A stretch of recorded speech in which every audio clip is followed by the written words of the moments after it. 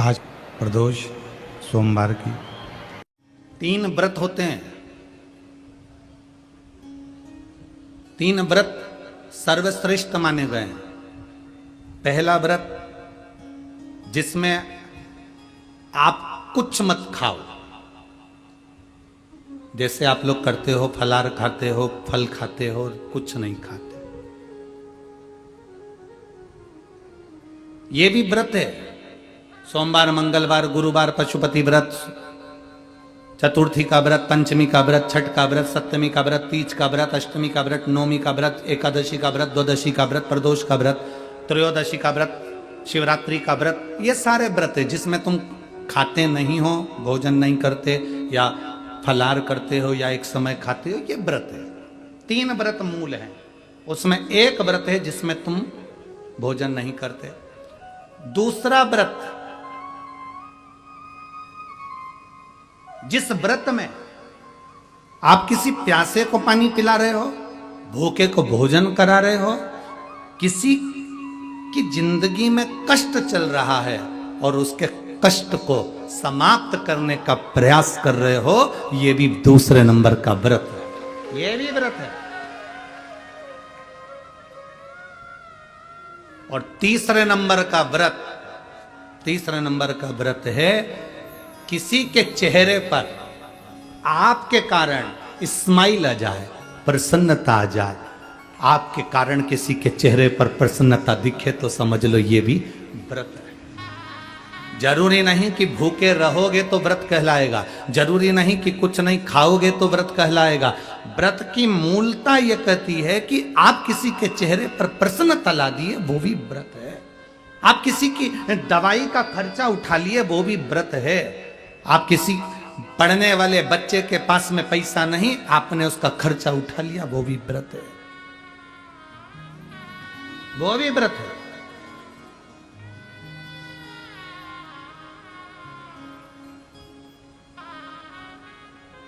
आप लोग जो विठले सेवा समिति को जो दान देते हो ना, कभी एक बार मौका लगे आपका तो सीहोर आकर, एक रजिस्टर हमारे सीहोर में रखा रहता है कार्यालय पर, उसको देखना।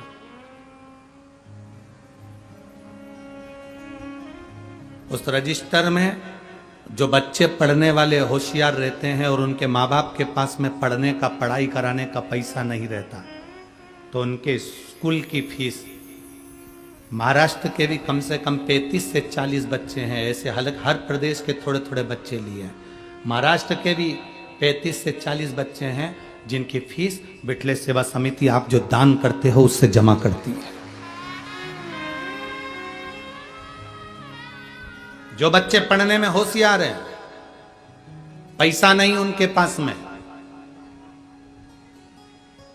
खबर करते हैं, फिर हमारी समिति का व्यक्ति वहां पर जाता है, उस नगर के लोगों से सूचना मांगते हैं कि ये बच्चा, उसकी आईडी और उस स्कूल का पता निकालते हैं। फिर स्कूल वालों से संपर्क करते हैं कि दीन दशा कैसी है, क्या स्थिति है, पढ़ने में कैसा है, फिर उसका समिति उसकी एजुकेशन करा देती है। आप केवल दान ये सोचकर नहीं करते कि हमने मंदिर का दान किया, गौशाला का दान किया, हमने इसका नहीं। आपके दान का एक अंश कोई अगर पढ़ रहा है, कोई विद्या अध्ययन कर रहा है, उसमें भी लग रहा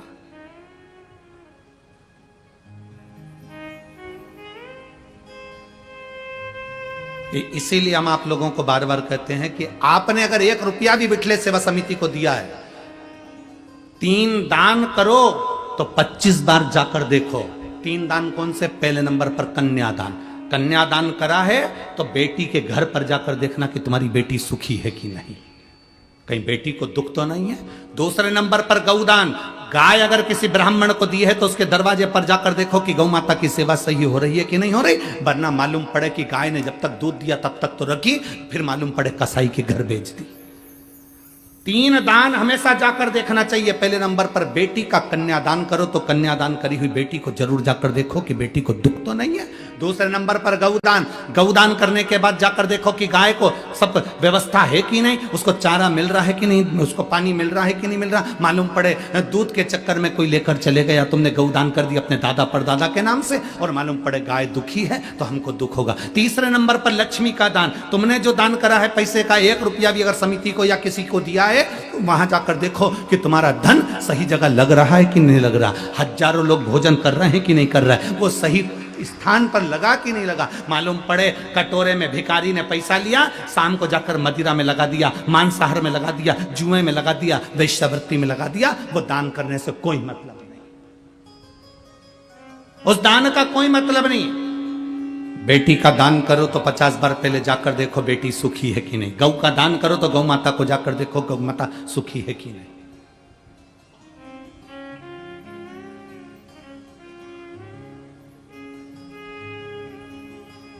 करो।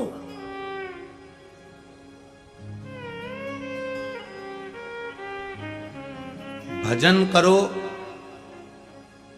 स्मरण करो, श्री शिवाय नमस्तुभ्यम जपो, या 1 लोटा जल महादेव को चढ़ाओ। यह मत देखना कि दुनिया को अच्छा लगा कि नहीं लगा, दुनिया ने क्या कहा उससे मतलब मत रखना।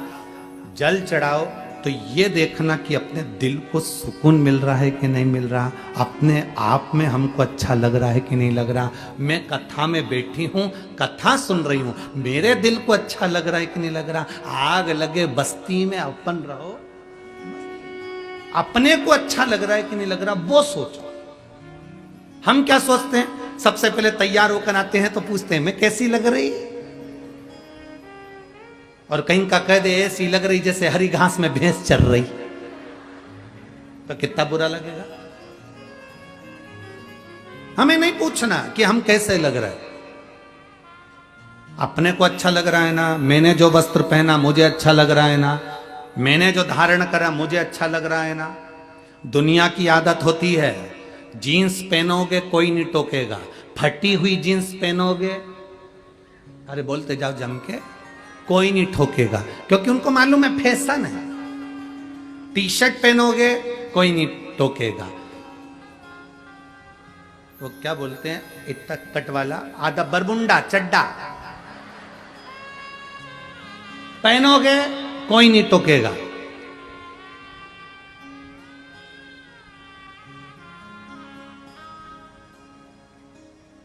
मुंह पे चाहे तुम कितना भी क्रीम पाउडर लगा लो, बोलते जाओ जम के, कोई नहीं टोकेगा।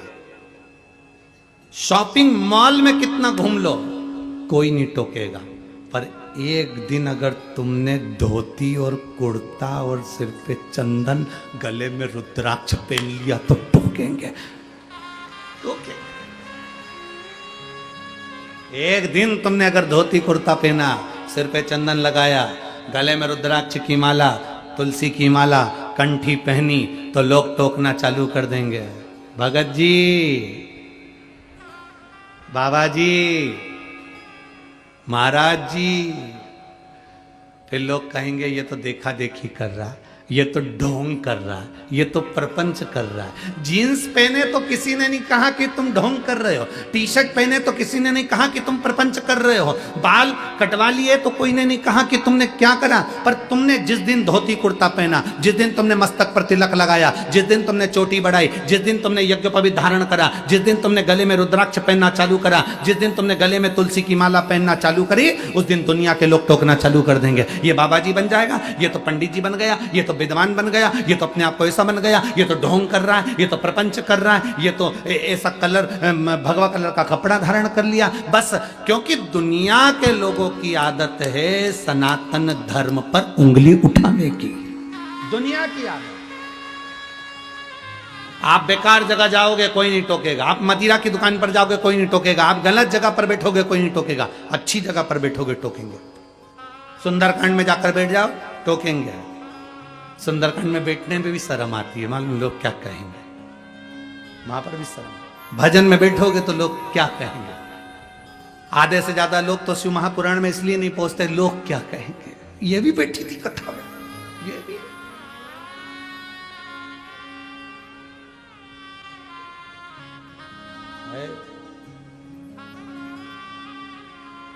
अरे भजन करो भरी जवानी में, बुढ़ापा किसने देखा है। उसका स्मरण आपकी चित्त वृत्ति में रहना चाहिए, उसका स्मरण आपके मन में रहना चाहिए।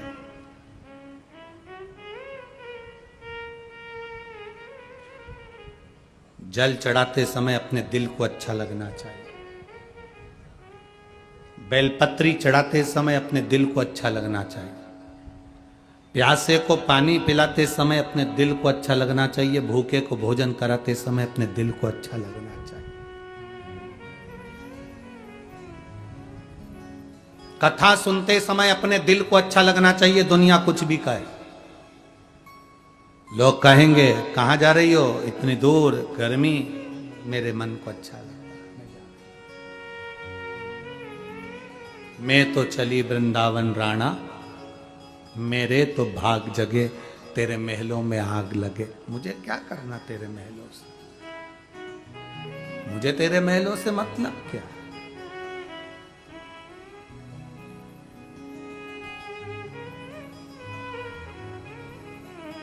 वो कहते ना, देहाची तिजोरी भक्ति चाच ठेवा, उघड़दार देवा, उघड़दार देवा। देहाची तिजोरी भक्ति चाच ठेवा, उघड़दार देवा, उघड़दार देवा। उघड़दार देवा आता, उघड़दार देवा। ये तिजोरी के अंदर भक्ति रूपी रतन जो भरा पड़ा है, उसको हमारे भीतर के भजन को, हमारे भीतर के स्मरण को हम रखें।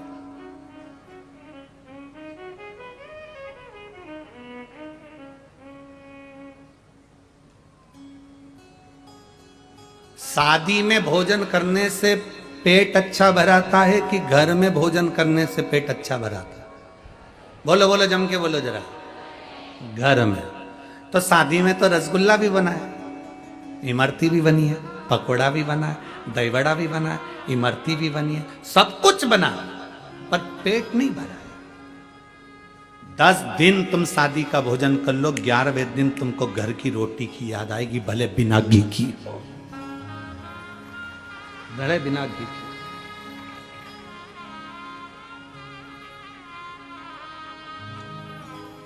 कितना भी सुख हो जाए, घर के भोजन की याद आती है। बस उतना स्मरण अपने बुद्धि में रखना। घर के भोजन की जैसे याद आती है घर की रोटी की याद, क्यों? क्योंकि ये शादी के भोजन से पेट नहीं भराने वाला। शादी के भोजन से केवल पेट भरा सकता है, पर आत्मा नहीं भराएगी, मन नहीं भराएगा। घर का जो भोजन होता है वो तुम्हारी मेहनत का होता है, तुम्हारे परिश्रम का होता है। उसका एक रोटी तुम्हारे को मन और पेट दोनों भर देती है। एक रोटी मन और पेट दोनों भर देती है, क्योंकि वो घर का भोजन है। एक गांव के व्यक्ति ने एक पोस्ट मास्टर से कहा, मास्टर साहब, मेरे बेटा बहुत दूर रहता है, मुझे पैसे की ज़रूरत पड़ती है, मैं पत्र लिख दूं, आप मेरे बेटे को पहुंचा देना। मास्टर साहब ने कहा लिख दो। बेटे को पत्र लिखा, उस पत्र में गांव के व्यक्ति ने लिख दिया, बेटा मुझे हर महीना 10 रुपया भेज दिया कर, मेरा गुजारे के पैसे नहीं है। अब 10 रुपए भेज दिया कर। मास्टर साहब को पत्र दिया कि इसको मेरे बेटे तक पहुंचा देना। मास्टर साहब ने सोचा, पोस्ट मास्टर ने सोचा 10 रुपए लिखे हैं, इसमें एक 0 बढ़ा देता हूं, और पोस्ट मास्टर ने उसमें एक 0 बढ़ा दी। अब कितने रुपए हो गए? 100 रुपए। पोस्ट मास्टर क्या करता? बेटा 100 रुपए भेजता, 90 रुपए पोस्ट मास्टर रख लेता, 10 रुपए उस बुजुर्ग व्यक्ति को दे देता। 90 रुपए प्राप्त होने लगे। धीरे धीरे समय निकला, 1 साल बाद पोस्ट मास्टर ने कहा अब 10 रुपए में क्या होता है काका जी, 20 रुपए तो लिखो। काका जी ने कहा बिल्कुल सही कह रहे हो, 10 रुपए में मेरा गुजारा नहीं होता, 20 रुपए लिख दिए। पोस्ट मास्टर ने क्या करा, जम के बोलो, 1 जीरो बढ़ा दी, कितना हो गया, 200। बेटा 200 रुपए भेजता, 180 रुपए पोस्ट मास्टर निकालता, 20 रुपए गांव के व्यक्ति को। पैसे का ढेर लगने लगा। पुरानी बात थी, उस समय पर 10 रुपए और 20 रुपए बहुत बड़ी कीमत होती थी, बहुत बड़ी कीमत होती थी। पैसा बढ़ता गया बढ़ता गया बढ़ता गया। वो व्यक्ति को 20 रुपए मिलते थे और पोस्ट मास्टर को, जम के बोलो, 180। उस समय पर 180 मतलब ये जानकर चलना आज के समय का 1,00,000 सवा लाख रुपया, उस समय का ये स्थिति थी। पैसा बढ़ता गया।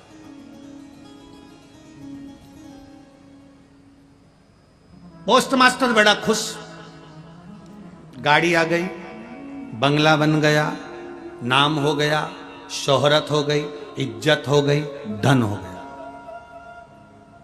जैसे जैसे धन बढ़ता है व्यक्ति की सोच बढ़ जाती है कि मैं पद प्रतिष्ठा वाला हो गया, पर उसको सोचना चाहिए कि जो मेरे पास में 180 रुपए आए हैं वो मेरे नहीं हैं, वो किसी और के हैं, मैं तो बस इसका भोग कर रहा हूं।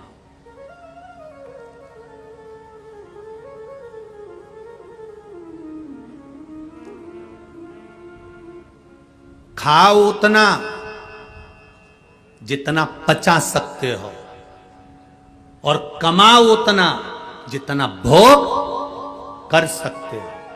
ज्यादा खाओगे अपाच्य हो जाएगा, ज्यादा कमाओगे तो दुनिया की दृष्टि में आ जाएगा। खाओ उतना जितना पचा सकते हो, कमाओ उतना जितना भोग कर सकते हो। मास्टर साहब बढ़ते गए बढ़ते गए बढ़ते गए बढ़ते गए, गाड़ी भी बड़ी, बंगला भी बड़ा, सुख भी बड़ा, पर समय ऐसा आ गया कि घर में जो सदस्य रहते थे धीरे धीरे सब बीमार पड़ने लगे, रोग ग्रसित हो गए।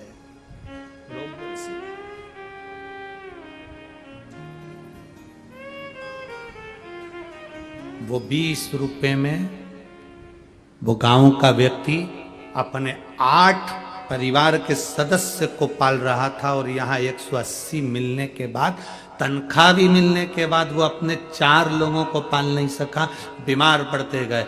वैद्य जी को बुलाया, डॉक्टर को दिखाया, रोग ग्रस्ता गया गढ़ता गया ग्रस्ता गया, और धीरे धीरे धीरे धीरे जो गाड़ी थी वो भी चले गई, बंगला था वो भी चले गया, और मालूम पड़े घर में सदस्य रहने वाले भी चले, सदस्य रहने वाले। केवल एक पत्नी, बेटा, बेटी और पति बचा। माता गई, पिता गए, भाई गए, बंधु गए, सखा गए, सब चले गए। आंख में आंसू पोस्ट मास्टर के, नैनों में जल भरा था, रो रहा था। वो गांव का बुजुर्ग व्यक्ति उससे मिलने के लिए आया, और मिलने के लिए आया तो कहा, पोस्ट मास्टर साहब आपको क्या हो गया, आपके परिवार को क्या हो गया, देखो कितना कष्ट है, पर बाबा की कृपा से आप जो मुझे 20 रुपए देते हो ना पोस्ट मास्टर साहब, आपका भगवान बहुत भला करे। मेरा बेटा जो पैसा भेजता है ना, वो 20 रुपए से मेरा घर बड़ा फल फूल रहा है, पर आपके ऊपर ऐसा क्या पहाड़ टूट गया जो पूरा घर बिखर गया, गाड़ी बंगला सब चले गया, धन दौलत सब चले गया, संपदा वैभव सब चले गया, और मैं 20 रुपए में भी सुखी हूं। बाबा कहकर गया, एक संत सामने से निकल कर आया। पोस्ट मास्टर ने उसके चरण पकड़ लिए। बाबा जी, मैंने सुना है आप ज्योतिषाचार्य, आप ज्योतिषी करते हैं?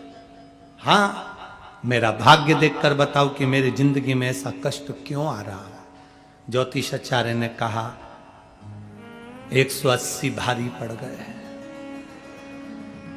वो 180 रुपए मिले हैं, वो भारी पड़ गए।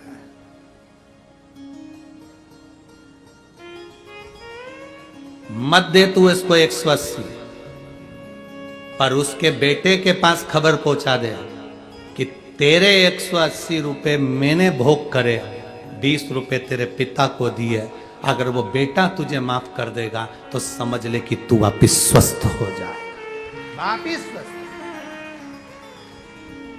हम फिर कहेंगे, मत बुरे कर्म कर बंदे वरना पछताएगा, भगवान की आंखों से तू बच नहीं पाएगा, तू बच नहीं पाएगा।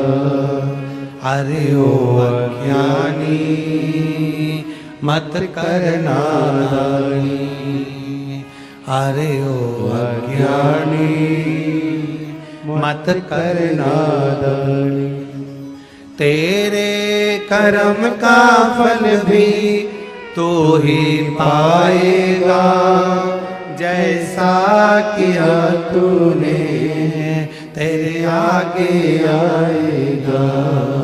मत बुरे कर्म कर बंदे वरना पछताएगा, भगवान की आंखों से तू बच नहीं पाएगा, तू बच नहीं पाएगा। बहुत धन हो गया तुम्हारे पास में, बहुत वैभव हो गया तुम्हारे पास में, बहुत गाड़ियां हो गई तुम्हारे पास में, लोग तुमको भैया जी कहने लगे, आदर करने लगे, सम्मान करने लगे, तुम्हें सलाम ठोकने लगे, तो तुम ये मत सोचना कि तुम बहुत ऊंचे हो गए। शिव महापुराण की कथा कहती है, जो बहुत उन्नति पर हो जाता है, बहुत ऊपर पहुंच जाता है, उसको झुककर चलना सीख लेना चाहिए, तो जिंदगी में आगे बढ़ जाता है।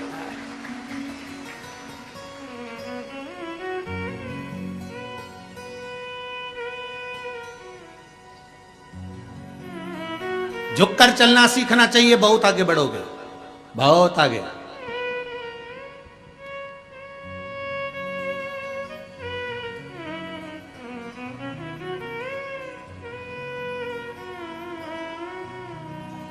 इस व्यासपीठ से मैं धन्यवाद दूंगा माननीय प्रधानमंत्री मोदी जी को,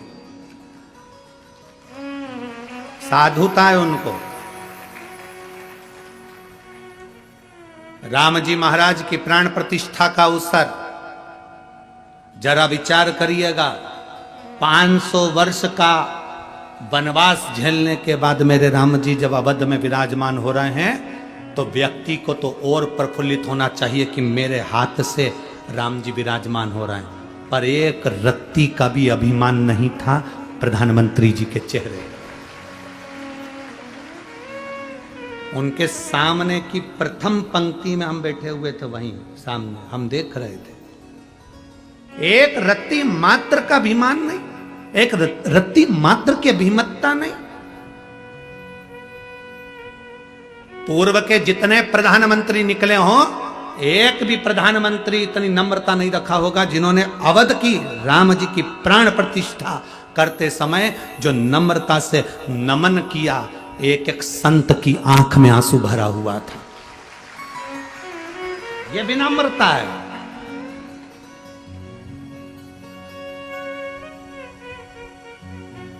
और बहुत जरूरी है, अगर आप व्यक्ति, अगर कोई सेलिब्रिटी है ना, व्यक्ति बहुत आगे बढ़ा हुआ है ना, व्यक्ति को लोग बहुत मानते हैं ना, तो उसमें नम्रता होना जरूरी है। अगर किसी सेलिब्रिटी में, किसी मानने वाले व्यक्ति को जिसमें बहुत गौरव है, बहुत प्रतिष्ठा है, बहुत वैभव है, उसमें अगर नम्रता नहीं है तो वो शून्य के बराबर है, जीरो के बराबर है। धन्यवाद दूंगा मैं माननीय प्रधानमंत्री नरेंद्र जी मोदी जी को, बहुत बहुत साधुवाद। आपकी विनम्रता, आपकी नम्रता और आपके निर्णय, ये भारत सनातन धर्म की ओर बढ़ रहा है और एक दिन विश्व गुरु भी होकर रहेगा वापिस, ये पक्का।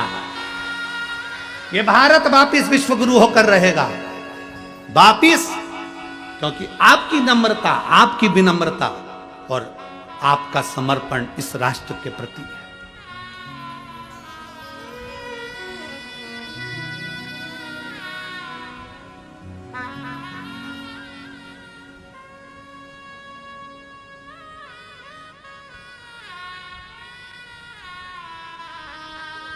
एक व्यक्ति ने मैसेज लिखा, आश्रम पर भेजा कि गुरुजी से पूछना है कि मोदी जी वहाँ से काशी के मंदिर का विस्तार करे और वहाँ पर लोकार्पण कर कर वहाँ बहुत विशाल काशी का मंदिर बनाया। उसके बाद उज्जैन का, फिर पावागढ़ का, फिर केदार का, उसके बाद पहुंच गए राम जी के मंदिर में। तो शंकर जी से शुरुआत क्यों करी? हम कहना चाहेंगे शिव जी से शुरुआत इसलिए करी क्योंकि शंकर भगवान के हाथ में डमरू भी वो बजाते हैं और तांडव भी वो रचाते हैं। या तो तुम डमरू से समझ जाओ, नहीं तो तांडव से समझा ना जानो। दो चीजें निश्चित है। आपका प्रबल विश्वास, आपकी दृढ़ता होना चाहिए, भरोसा होना चाहिए। आप जितने बड़े बड़े बनते जाओ, जितने बड़े सेलिब्रिटी बनते जाओ, जितने उन्नति पर चढ़ते जाओ, जितनी जितनी तरक्की करते जाओ, उतनी उतनी नम्रता तुम्हारे भीतर होना चाहिए। अगर तुम में नम्रता नहीं है तो वो किसी काम के नहीं, शून्य है वो, शून्य। और मेरी बेटियों से निवेदन करूंगा, मैं मेरे बेटाओं से निवेदन करूंगा, तुम डॉक्टर बन जाओ, कलेक्टर बन जाओ, एसपी बन जाओ, कमिश्नर बन जाओ, डिप्टी कलेक्टर बन जाओ, तुम्हारी मर्जी पड़े एसडीएम बन जाओ, तुम कितने भी उन्नति पर चढ़ जाओ, तुम कितनी भी ऊंची सिंहासन पर बैठ जाओ, तुम मिनिस्टर, मंत्री, संतरी, कलंतरी जो बनना हो बन जाओ, पर अपनी नम्रता मत भूलना। अपनी विनम्रता रखोगे तो एक दिन तुम ऊंचे सिंहासन पर जाकर जरूर बैठोगे।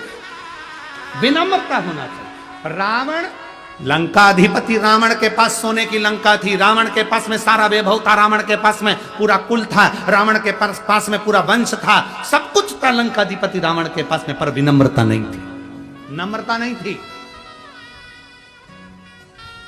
खुद सिंहासन पर बैठा था, हनुमान जी को जमीन पर बिठाना चाहता था, पर हनुमान तो हनुमान है, ऊंच की सिंहासन बना के उस पे बैठे थे। हनुमान तो हनुमान, विनम्रता हो। और उसी रावण की लंका में विनम्रता दिखाई अंगद जी ने, पांव जमाकर खड़े हो गए।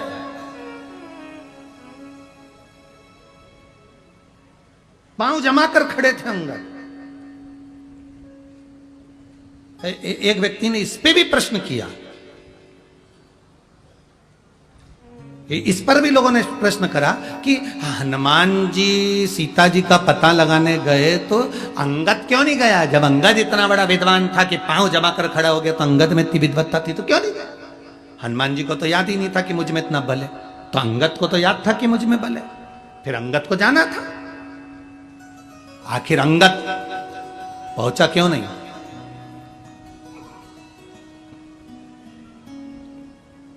माता सीता का पता लगाने के लिए अंगद क्यों नहीं गया?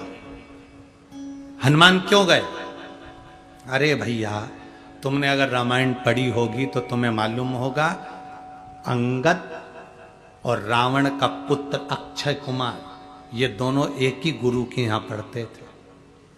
अंगद इतना प्रबल था कि अक्षय कुमार के मुंह पे जब तक 25 थापड़ नहीं मार देता तब तक रोटी नहीं खाता था। कौन? जम के बोलो।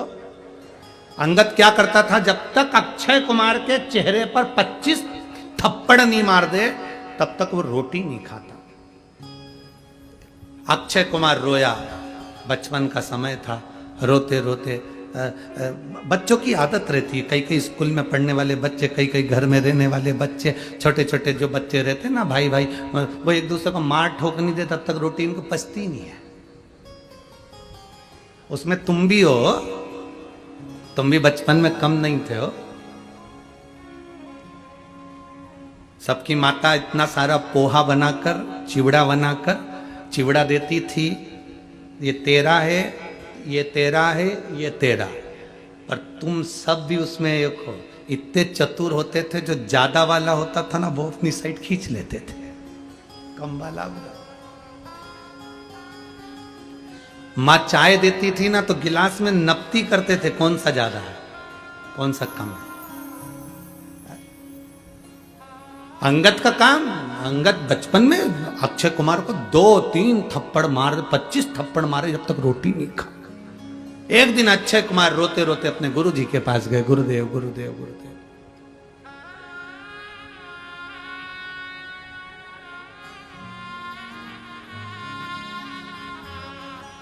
गुरुदेव ये अंगद मुझे बहुत मारता, आप रक्षा भी नहीं करते। गुरुजी ने अंगद को बुलाया, अंगद तूने इसको मारा? अंगद बोला हाँ। क्यों मारा? इसके गाल अच्छे लगते हैं तो मार देता। ये कोई बात होती है?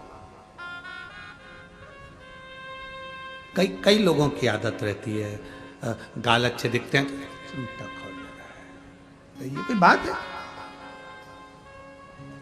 आज समझा रहा हूं अंगद तेरे को, आगे से अगर तूने ऐसी हरकत करी तो सोच लेना। अंगद करने लगा जी गुरुजी। अब अंगद के तो हाथ सल पड़ा। सो रहा था अक्षय कुमार, अंगद उसके पास में जाकर सो के जो 25 धड़ता था।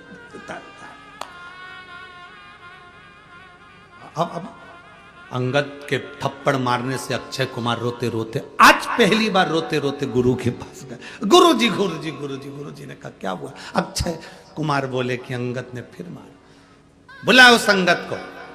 अंगद को रात्रि के समय पर बुलाकर गुरुजी ने कहा, अंगद श्राप देता हूं तुझको, अगर अब अक्षय कुमार के सामने भी पहुंच गया तो तू उसी समय पर मर जाएगा।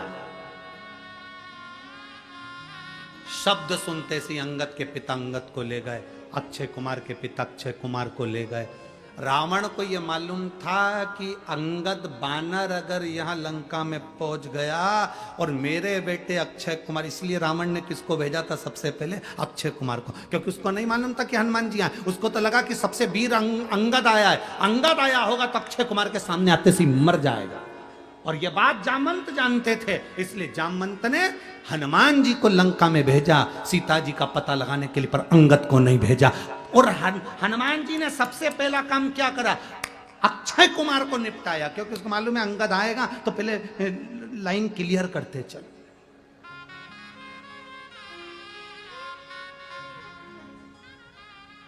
सबसे पहले हनुमान जी ने वहां पहुंचते सी, और रावण को मालूम था कि बंदर आया। इनको लगा कि बंदर में केवल एक अंगद ही आया होगा, बड़ा वीर है अंगद, अंगद आया होगा। अंगद आया होगा तो अक्षय कुमार को भेजा जाए, अक्षय कुमार के सामने मर जाएगा, निगाह पड़ेगी और मरेगा, क्योंकि श्राप है। गया अक्षय कुमार, जैसे ही देखा तो वो अंगद तो नहीं था, हनुमान जी ने पचीट पचीट के धो दिया। जो धोया वॉशिंग मशीन में जैसे कपड़े को धोते ऐसे।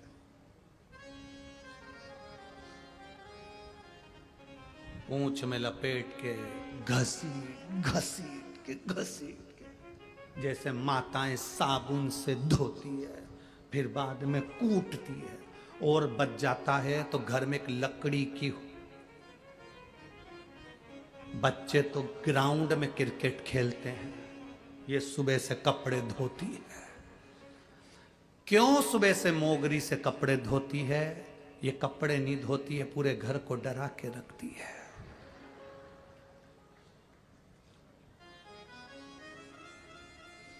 किसी ने हमसे पूछा एक बार कथा में, हम कहीं की कथा की बात नहीं कर रहे हैं, हम धूलिया की बात कर रहे हैं। धूलिया में एक प्रश्न किया किसी ने, गुरुजी पति और पत्नी में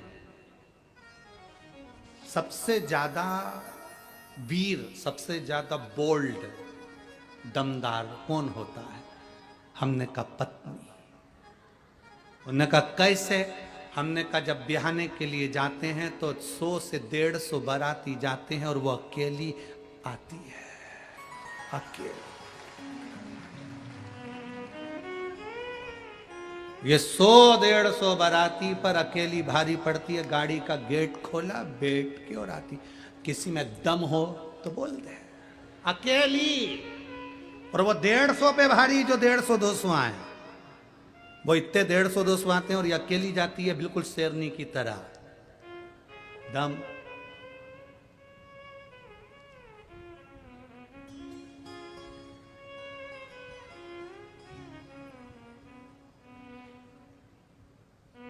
कितना दमदार है।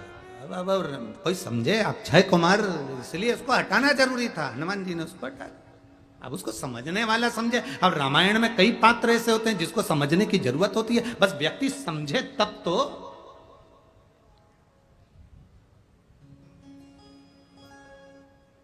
उसकी दृष्टि में आए तब तो। महाराज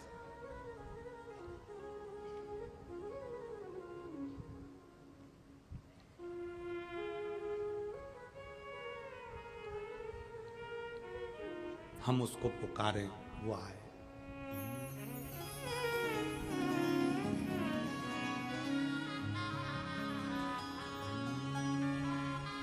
अरे डमरू वाले आजा तेरी याद सताए, मेरा ये भरोसा कहीं टूट न जाए।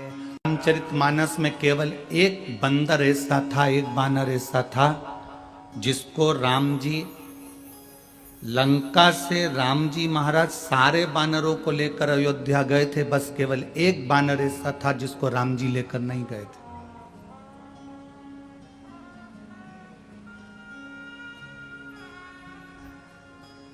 जिसने वाल्मीकि रामायण पढ़ी होगी, वाल्मीकि रामायण में उस बानर का नाम लिखा हुआ है। केवल एक बानर ऐसा था जिसको राम जी लंका से अयोध्या नहीं लेकर गए, अवध नहीं लेकर गए। केवल एक बानर। जामवंत को ले गए, विभीषण को ले गए, वहां जितने बानर थे, सुग्रीव, अंगद, हनुमान और जितने नल, नील और जितने जितने बानर थे, मेरे राम जी महाराज सबको अयोध्या लेकर गए थे। पर केवल एक बानर ऐसा था जिसको राम जी अयोध्या लेकर नहीं गए। वाल्मीकि रामायण में इसका वर्णन है। उस बानर का नाम था दुविध बानर। क्या नाम था उसका? दुविध। उस बानर का नाम था दुविध बानर। आपको उस बानर का नाम स्मरण में होना चाहिए कि सब लंका गए पर दुविध बानर को लंका नहीं लेकर गए।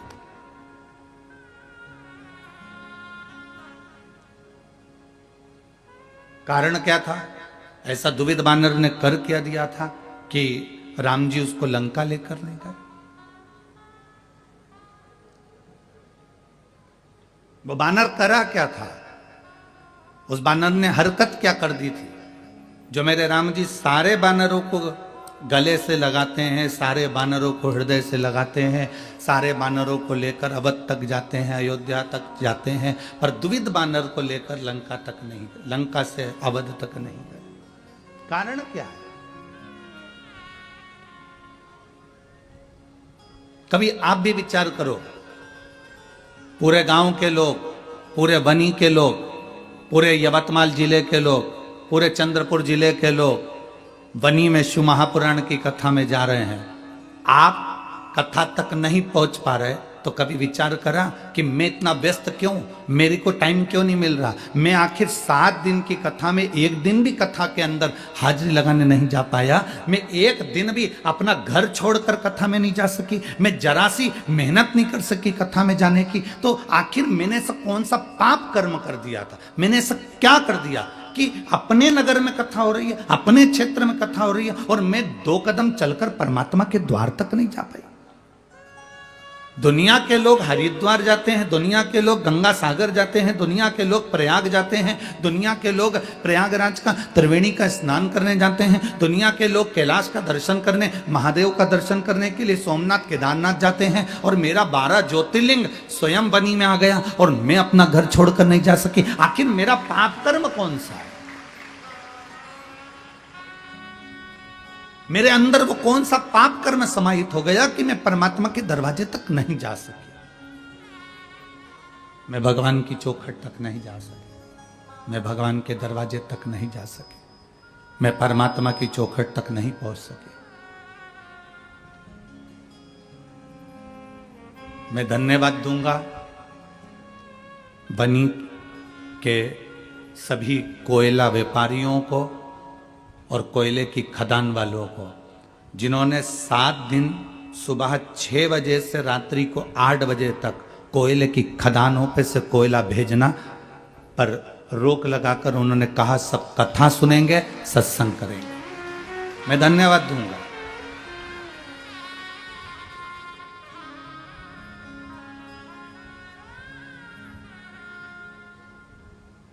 ये साधुता है आपकी। आपने भोलेनाथ जी के लिए समय निकाला है। जब तुमको जरूरत पड़ेगी ना, मेरा भोला बाबा समय निकाल कर तुम्हारे दरवाजे पर खड़ा मिलेगा, ये निश्चित था। मैं बनी की सिख समाज को धन्यवाद दूंगा। सिख समाज के भक्त सुबह से लेकर शाम तक यहां लाखों भक्त आते हैं और सबको चाय की व्यवस्था, बिस्कुट की व्यवस्था सिख समाज के लोग कर रहे हैं। उसके लिए साधुवाद है आपको, धन्यवाद बहुत बहुत।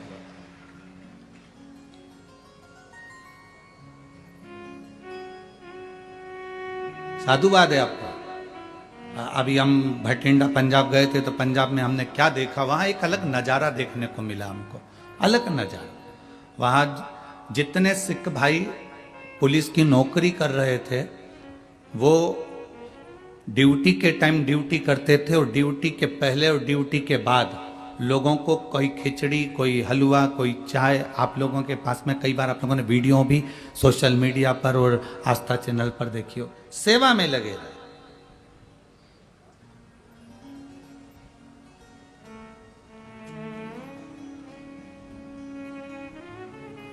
अगर प्रभु कृपा करे, कभी विचार करना, वो जो नहीं आए कथा में वो भी विचार करना कि हमारा पाप कौन सा था, और जो कथा में पहुंच गए, आप लोग इतनी संख्या में कथा में आए हो, कथा में आकर बैठे हो, आप भी विचार करना कि हमारे कौन से पुण्य प्रबल हो गए थे जो बनी में हम शिव महापुराण की कथा में पहुंच गए।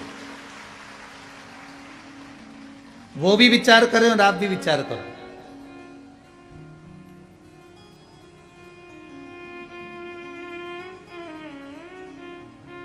एक महिला बैठी है यहां,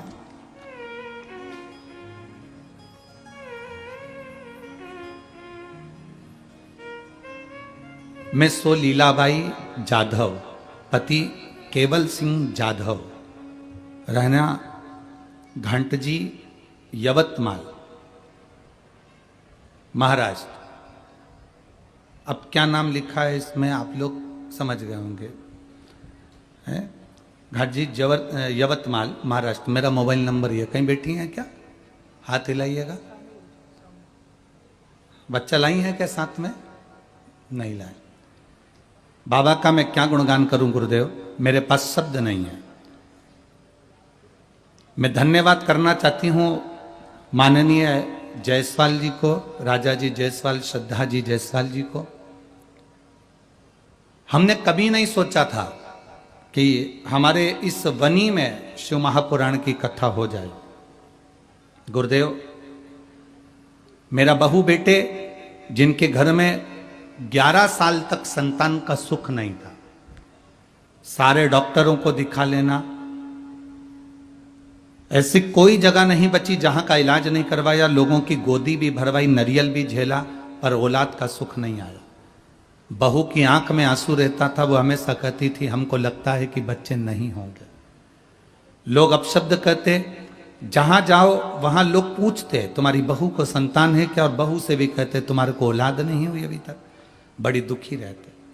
तब गुरुदेव पहली बार किसी के कहने पर पशुपतिनाथ का व्रत किया, और व्रत करने के बाद सफेद आंकड़े की जड़ का प्रयोग करा, और बाबा की कृपा से ऐसी कृपा हुई कि 23/11/2023 को बाबा की कृपा से बहू के यहाँ पर बेटे का जन्म 11 साल के बाद हुआ। मैं बाबा को यहाँ धन्यवाद देने के लिए आई हूँ कि बाबा बंजर भूमि पर भी फल दे देता है, ये उसकी कृपा है। बैठिए बहन, बहुत बहुत साधुवाद। बच्चे का मैं फोटो लगा रही हूँ गुरुदेव।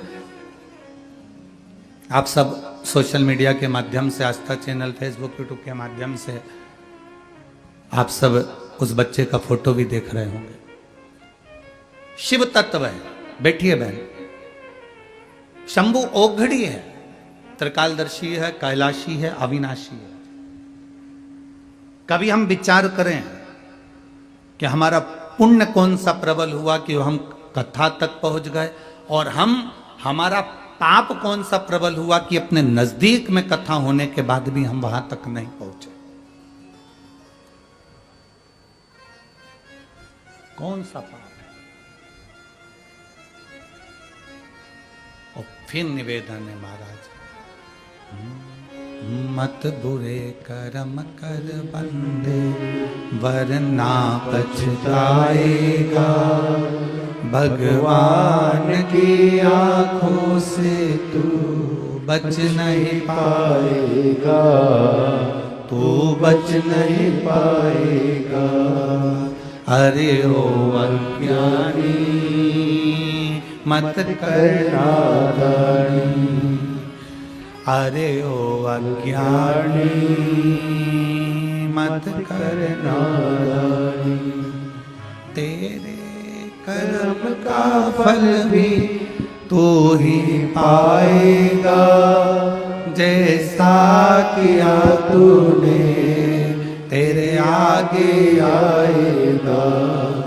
मत बुरे कर्म कर बंदे वरना पछताएगा, भगवान की आंखों से तू बच नहीं पाएगा, तू बच नहीं पाएगा।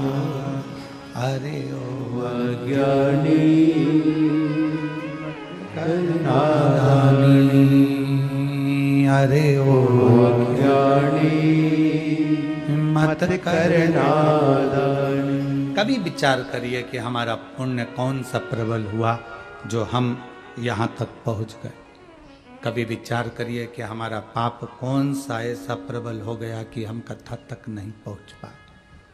कभी अपने भीतर ये विचार को उत्पन्न करिए, कभी अपने भीतर ये भाव उत्पन्न करिए कि हमारा पुण्य ऐसा कौन सा था जो हमको यहाँ तक लेकर आ गया।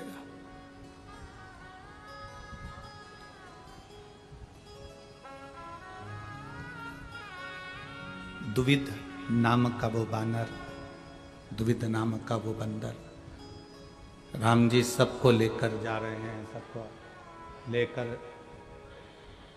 सबको लेकर मेरे राम जी जा रहे हैं। बस केवल एक दुविध नाम का बानर ऐसा था जिसको लेकर नहीं गए, जिसको लेकर नहीं पहुंचे। केवल एक बानर है। अब वो दुविध विचार करे, अब वो दुविध के मन में ये भाव उत्पन्न हो,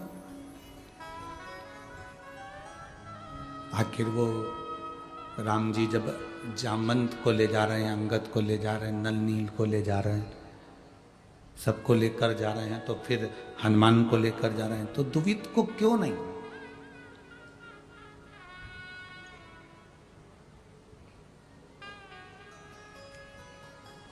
दुविध को किस लिए?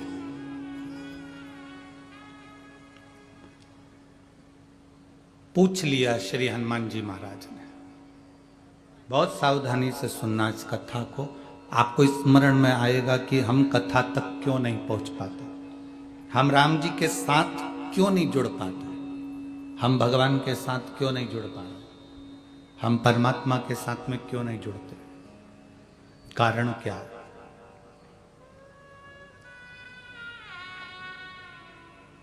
आप में कई लोग ऐसे होंगे जिन्होंने एक अनुभव किया होगा।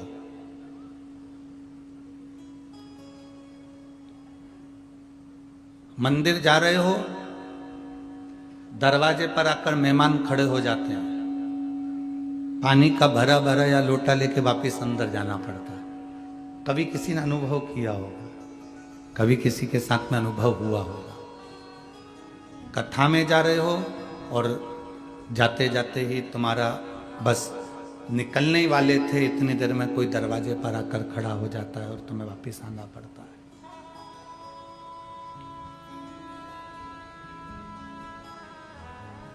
बहुत अच्छा शरीर है, बहुत अच्छा स्वास्थ्य है, बहुत अच्छा शरीर है, बहुत अच्छा स्वास्थ्य है, और मालूम पड़े तुम बस कथा में जाने की तैयारी थी और शरीर में कोई रोग, कोई तकलीफ, कोई कष्ट आ गया और तुम्हें वापस जाना पड़ा। वापस तुम अपने अपने घर में चले गए, वापस की वापस, वापस अपने अपने घर की ओर चलते, पहुंच नहीं पाए, मंजिल तक जा ही नहीं पाए। भगवान मालिक है, पहुंच ही नहीं पाए, आप मंजिल तक जा ही नहीं पाए।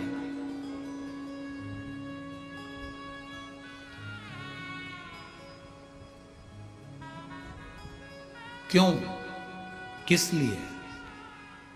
किस कारण? कभी विचार करा आपने?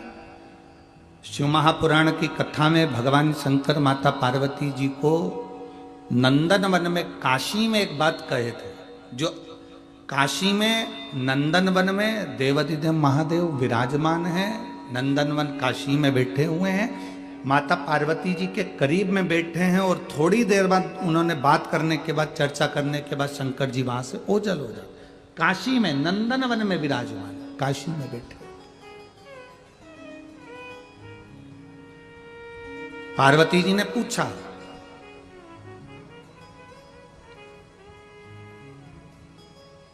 कौन से जन्म का पुण्य प्रबल होता है जो जीव आपके दरवाजे तक पहुंचता है?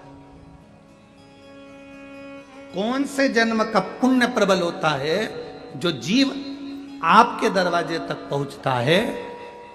शिव महापुराण की कथा कहती है, भगवान देवाधिदेव महादेव माता पार्वती जी से कहते हैं, पार्वती जी मैं एक जन्म की बात नहीं करता, 84 लाख योनियां जो मानव के शरीर को मिली है, और उस मानव के शरीर में जीव जन्म लेने के बाद शिवालय के दरवाजे पर, चौखट पर, उसके आसपास एक जन्म नहीं 71 जन्म भ्रमण करता है, तब जाकर मनुष्य शंकर के शिवालय तक मनुष्य देह धारण कर कर पहुंच पाता है। एक जन्म की बात नहीं है, यहां पर 71 जन्म निकल गए। 84 लाख योनियों में से 71 योनियां, 71 जन्म ऐसे होते हैं जिन 71 जन्म में हम शिव के करीब में रहते हैं, भगवान के नजदीक रहते हैं, भगवान के करीब में।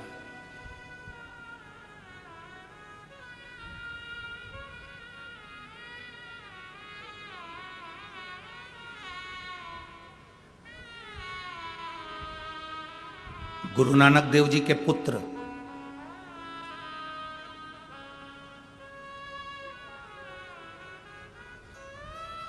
गुरु नानक देव जी के बेटे ने भी एक बार गुरु नानक देव जी से कहा था, सत्संग में मन लगना और नहीं लगना, इन दोनों में अंतर क्या है?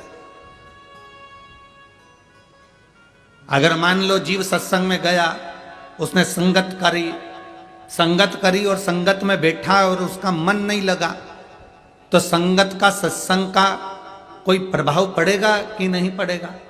गुरु नानक देव जी के सुपुत्र पूछ रहे हैं, उनके बेटे पूछ रहे हैं, उनके पुत्र पूछ रहे कि संगत में जाकर बैठ गए और मन नहीं लग रहा, चित्त नहीं लग रहा, तो संगत में बैठे कि नहीं बैठे, सत्संग में बैठे कि नहीं बैठे, प्रवचन में बैठे कि नहीं बैठे, कथा में बैठे कि नहीं बैठे? एक बड़ी सुंदर बात कही है गुरु नानक देव जी, कहते हैं गंगा के घाट पर पहुंच गए, गंगा का स्नान नहीं किया, कोई बात नहीं, गंगा के घाट तक तो पहुंच गए, और गंगा के घाट की रेत तुम्हारे शरीर से लग गई तो भी तुम्हारा कल्याण निश्चित ही है। गुरु नानक देव जी ने अपने सुपुत्र से कहा कि तुम कहते हो संगत में जाकर बैठ गए, सत्संग में जाकर बैठ गए, कथा में जाकर बैठ गए, मन नहीं लगा, तो फल मिलेगा कि नहीं मिलेगा? तो गुरु नानक देव जी ने कहा कि एक मटके को, एक हंडे को, एक घड़े को नल के नीचे सीधा लगा दो, चाहे उल्टा लगा दो। सीधा लगाओगे तो उसमें पानी भरा जाएगा, और उल्टा लगाओगे तो वो घड़ा भले पानी नहीं भराएगा पर ठंडा तो बना ही रहेगा। सत्संग में जाने वाला व्यक्ति ठंडा तो बना ही रहता है, संगत में बैठने वाला व्यक्ति ठंडा तो बना ही रहता है। भले उसमें कुछ भराए ना भराए, उसमें कुछ जाए ना जाए, वो कुछ ग्रहण करे ना करे, पर अगर जब तक वो कथा में बैठा है, जब तक वो सत्संग में बैठा है, संगत में बैठा है, तब तक वो ठंडा। तुम खुद अंदाजा लगा कर देखो, 1 बजे से 4 बजे तक कथा होती है, 1 बजे से 4 बजे के भीतर तुम अगर अपने घर पर होते तो कितना झूठ बोल रहे होते? बोलो, ईमानदारी की बोलो, मोबाइल पे। 1 बजे से 4 बजे के भीतर तुम घर पे क्या कर रहे होते? बर्तन मांज के, रोटी खा के सो रहे। ठीक है, तुम अपना अपना अंदाजा लगा कर देखो जरा सा हो। अब 1 बजे से 4 बजे तक के बीच में बच्चे लोग भी आ रहे हैं, पति भी आ रहे हैं, रोटी भी बना रहे हैं, काम भी कर रहे हैं, सारा काम तुम्हारा 1 से 4 के बीच में चलता कि नहीं चलता? बोलो, जम के बोलो जरा। उस बीच में तुम कितना झूठ भी बोल लेते, उस बीच में तुम किसी से झगड़ा भी कर लेते, उस बीच में तुम सास बहू की आपस में तकरार भी हो जाती, उस बीच में तुम पति पत्नी का भी झगड़ा हो जाता, उस बीच में तुम बच्चों को भी ठोक देते, उस बीच में तुम कुछ आड़ा टेढ़ा बोल देते, उस बीच में तुम गाली भी बक देते, उस बीच में तुम आड़ा टेढ़ा कह भी देते। अब तुम 1 बजे से 4 बजे के भीतर की बात कही, अब तुम 1 घंटे पहले 2 घंटे पहले निकले और 2 घंटे बाद अपने घर पर पहुंचे, तो 3 घंटे की तो कथा इधर और 3 2 5 5 और 2 ये 7 घंटे का अंदाजा लगा कर देखना। तुम जब कथा के लिए निकले हो तब से तुम कथा का स्मरण कर रहे हो। मैं जाऊंगी, आगे बैठूंगी, पास में रास्ता मिल जाएगा, वहां पहुंच जाऊंगी, और साथ में पानी की बोतल रख ली है और टॉफियां रख ली है, और मन में आया थोड़ी सी टॉफी ज्यादा रह जा रही हूँ, सब आसपास वाली को बांट दूंगी, थोड़े से पानी की बोतल ज्यादा रख ली, सबको बांट दूंगी। मतलब तुम धर्म ही धर्म सोच रहे हो, तुम पुण्य पुण्य सोच रहे हो, अच्छा ही अच्छा सोच रहे हो, और अच्छा सोचते सोचते तुम आ गए, अच्छा सोचते सोचते तुमने कथा सुनना चालू कर दी, अच्छा सोचते सोचते तुम वापिस अपने अपने घर को चल दिए। अब पुण्य ही पुण्य तुम्हारे भीतर चल रहा है। अब इस बीच में ना तुमने निंदा करी, इस बीच में ना तुमने चुगली करी, इस बीच में ना तुमने गाली दी, इस बीच में ना तुमने अपशब्द करा। अब भले तुमने कथा सुनी नी सुनी, कथा तुम्हारे अंदर भराई नी भराई, पर कथा में जाकर बैठ गए तो कम से कम उतनी देर ठंडे तो बने रहे, मटके जैसे शीतल तो बने रहे।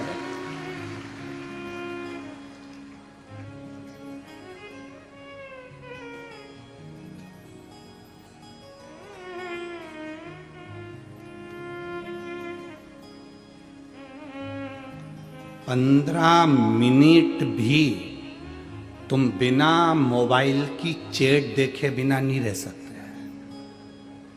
15 से 20 मिनट में तुमको ना जाने वो कौन सी चींटी आके काटती है।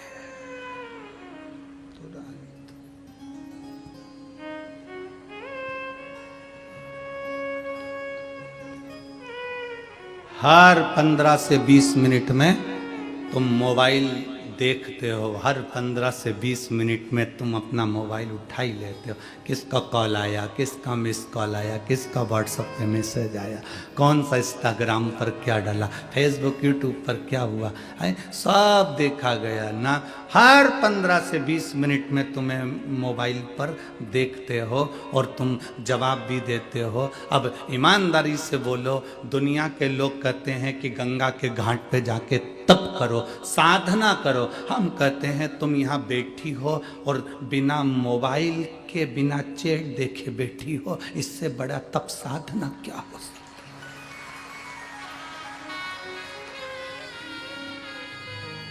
इससे बड़ी तप साधना क्या होगी? लोग हमको लिख के भेजते हैं, गुरुजी आप अपनी कथा में कभी किसी को व्रत करने का नहीं बोलते, व्रत करने का बोला करो। आप अपनी कथा में साधना करने का नहीं बोलते, साधना करने का बोला करो। आप आपकी कथा में तप करने का नहीं बोलते, तप करने का बोला करो। हम उनसे कहते हैं इससे बढ़कर तप और क्या होगा? हम तो कहते हैं कि व्रत से भी बड़ा व्रत है अगर तुम कथा में 3 घंटे मोबाइल बंद करके बैठे हो, इससे बड़ा व्रत दुनिया में कोई नहीं हो सकता। नहीं तो कई तो कथा में भी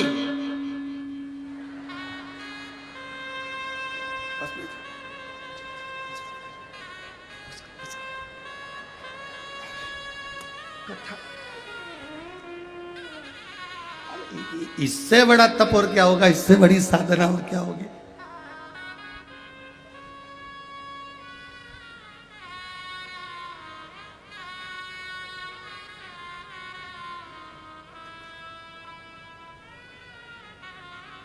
तुम्हारा व्रत ही है जो आपका दिल, आपका हृदय, आपका चित्त, आपकी वृत्ति, आपका मन, आपका हृदय शिव तक जा रहा है, भगवान शंकर की शरणागति तक पहुंच रहा है। भगवान के भजन तक आपका मन अगर जा रहा है तो ये आपका तप ही है, ये आपकी साधना ही है, ये आपका व्रत ही है।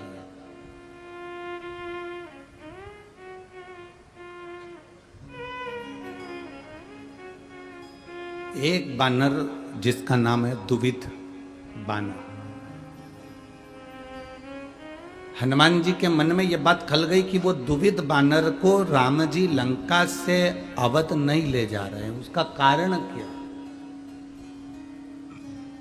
हम उसके भरोसे रहे, हम उसके आश्रित रहे। सोचिए जरा, घर नहीं है भोलेनाथ जी का, अमृत नहीं दिया गया भोलेनाथ जी को, विष का कटोरा ला कर दिया, ना घर है ना अमृत है। और दुनिया में कोई देवता इतना बदनाम नहीं जितना महादेव बदनाम है। लोग क्या कहते हैं, ये गंजेड़ी है भंगेड़ी है। बोलो सही है कि गलत है?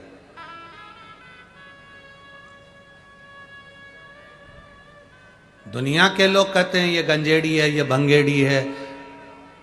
जितना कोई देवता बदनाम नहीं, उतना लोगों ने महादेव को बदनाम किया है, उतना बदनाम किया। पर एक बात अपनी जिंदगी में उतार कर रखना, जितने लोग आस्था चैनल पर कथा सुन रहे हैं, जितने फेसबुक यूट्यूब पर सुन रहे हैं, जितने यहाँ पंडाल में सुन रहे हैं, सतयुग में हजारों वर्ष तक तप करना पड़ता था, तब भगवान प्रसन्न होता था।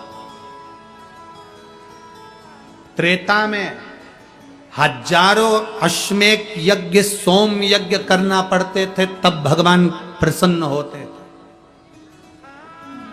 द्वापर में खूब पूजन पाठ करना पड़ता था, तब भगवान प्रसन्न होते थे। पर कलयुग केवल एक ऐसा है जिसमें भगवान का नाम लिया जाए और एक लोटा जल महादेव को चढ़ाया जाए तो भगवान प्रसन्न हो जाते हैं। इसीलिए तुलसी बाबा ने यहाँ लिखा कि कलयुग केवल नाम आधारा, सुमर सुमर नर उतरहि पारा। कलयुग में केवल नाम आधार की शिला कही, नाम आधार है, नाम की श्रेष्ठता है।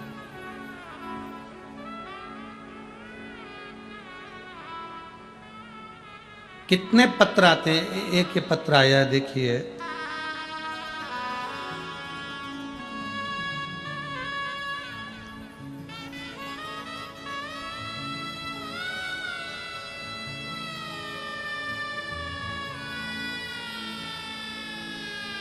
दीपिका अशोक जी भेदे, नवी शुक्रवारी महल नागपुर से हूं। कहीं बैठी हैं क्या?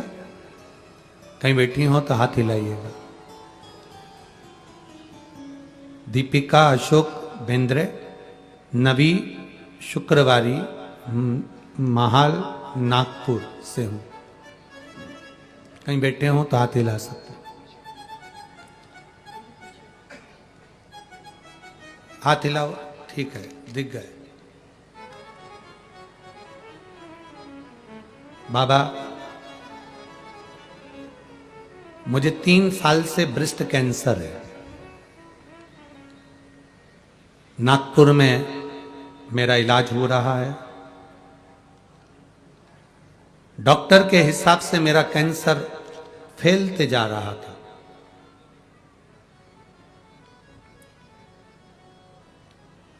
नागपुर में 5 दिन की कथा थी, मैंने 4 दिन कथा सुनी और बाबा से विनती करी, बाबा मेरा कैंसर फैल रहा है, डॉक्टर के हिसाब से मैं बहुत तकलीफ में हूं, बस ऐसी कृपा करना कि मेरा कैंसर जो फैल रहा है वो थम जाए और आगे ना फैले। डॉक्टर के हिसाब से कीमो चालू हुए, पर कीमो में तकलीफ बहुत होती है।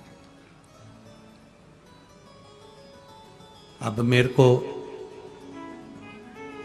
काम पर भी जाना, करूं तो करूं क्या, शरीर में तकलीफ भी बहुत।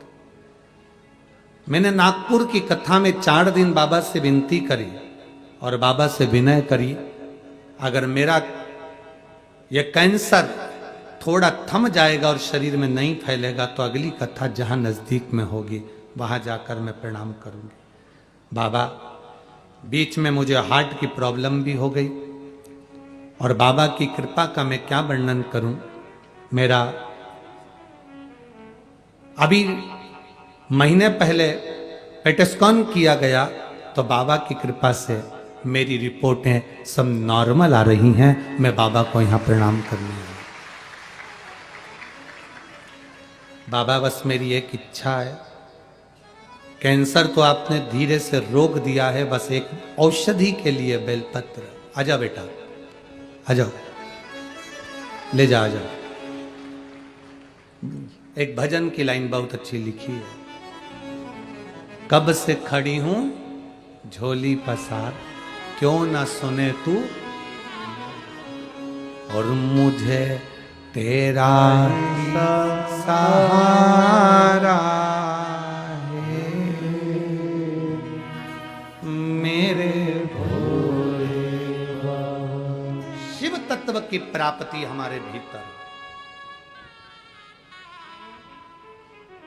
लोग कहते हैं कथा के पंडाल में बैठकर क्या मिलता है। हम कहते हैं बैठकर दिल से अगर प्रार्थना करी है तो अगली बार फिर कथा के पंडाल में तुम बैठे मिलोगे, उसकी कृपा से, उसकी करुणा से।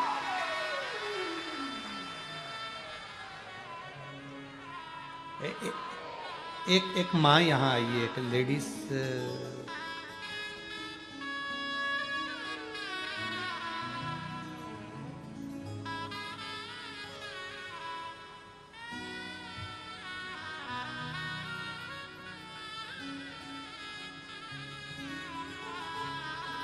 एक यवतमाल से कोई महिला यहाँ पर आई है। उनके बेटे ने पत्र लिखा है, प्रेम राजेश गौर ने पत्र लिखा है, यवतमाल से मेरी माँ, उसकी एक मन की मुराद थी जो आकोला की कथा में बाबा ने पूरी कर दी, तो वो यहाँ यवतमाल से पैदल चलकर आई है। कहीं बैठी हो तो हाथ हिला सकती है। प्रेम राजेश गौर, जिनके 15 साल का बेटा है, उनकी माता यहाँ यवतमाल से पैदल चल के 2 दिन में पहुंची हैं। कहीं बैठी हो तो हाथ हिला सकते, अगर कहीं बैठी हो तो हाथ हिला सकते। शिव तत्व है, कहाँ है?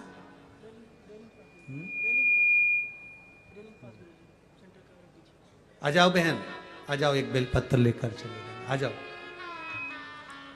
शिव तत्व है हमारे भगवान देवादिदेव महादेव का स्मरण, भक्ति, भरोसा, विश्वास जितना दृढ़ होता है उतना फल। और मुझे तेरा ही सहारा है, मेरे भोले बाबा, मैंने तुम्हें ही पुकारा है, मेरे भोले बाबा। हम उसको पुकार ले।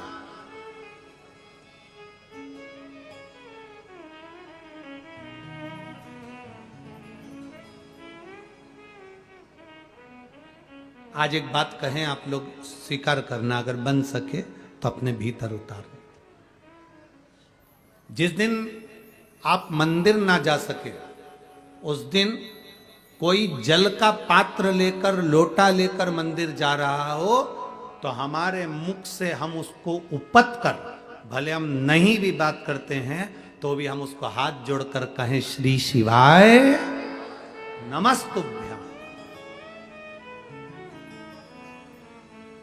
कारण हम नहीं चाह रहे, पर हमने जो मंत्र बोला है, हमने जो जाप किया, हमने जो बोला, वो जल के पात्र में उसकी तरंग पड़कर बुझ जाए। एक तालाब में जाना, तालाब कुआं बावड़ी देखना, उसमें एक छोटा सा पत्थर उठा के पटक दो। पत्थर पटकोगे तो क्या होगा, वो उसमें एक लहर उठेगी। देखा है आप लोगों ने? एक लहर उठती है, वो लहर आगे बढ़ते बढ़ते बढ़ते बढ़ते बढ़ते बढ़ते जाती है, और आखिरी में वो लहर एकदम तालाब की बिल्कुल आखिरी सिरे तक पहुंच जाती है, और फिर वहां से वापस टकरा कर धीरे धीरे वो लहर का तरंग हल्की सी उस पत्थर तक आती है। शिव महापुराण की कथा कहती है, जल का पात्र लेकर जाते समय हम जब श्री शिवाय नमस्तुभ्यम कहते हैं तो पानी में तरंग उत्पन्न हो जाती है, और वो तरंग जब देवाधिदेव महादेव को चढ़ती है तो उसका फल श्री शिवाय नमस्तुभ्यम कहने वाले को मिलता ही है, भले जल किसी ने भी चढ़ाया, जल को ही भी चढ़ाया। बोल बम का नारा है, सारी समस्या का हल एक लोटा, एक सुख अपने भीतर, आनंद का पल उसमें आता है।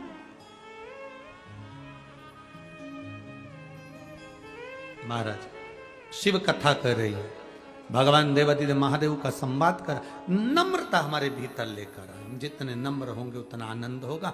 शंकर भगवान पार्वती जी को संवाद कर रहे हैं, शिव जी पार्वती जी को जो संवाद कर रहे हैं वो जीवन का एक आनंद देने वाला संवाद।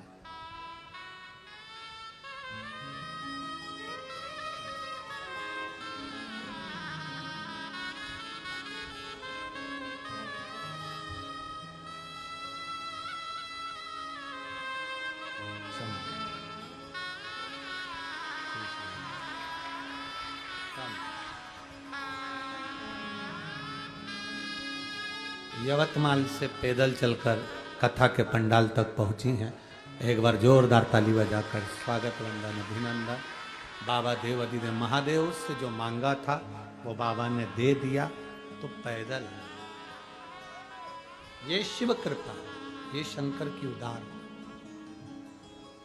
उसकी कृपा बिना संसार में कुछ नहीं है। महाराज आप दिल से उसको पुकारोगे, दिल से उसको बोलोगे, वो दिल से सुनता है।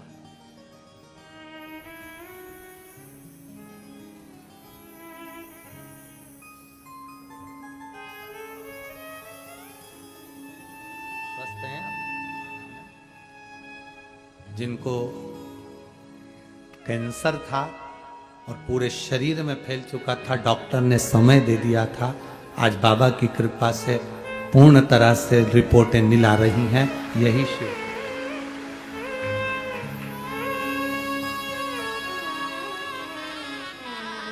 शिव तत्व है भीतर, औघड़ी है शिव, औघड़। खाली ना जाता कोई, आप भी बोलिए, दर से तुम्हारे, खाली न जाता कोई, दर से तुम्हारे, मैं भी खड़ी हूँ बाह बसाई, अपने हृदय से लगा लगा लो, गिरा जा रहा हो, उठा लो,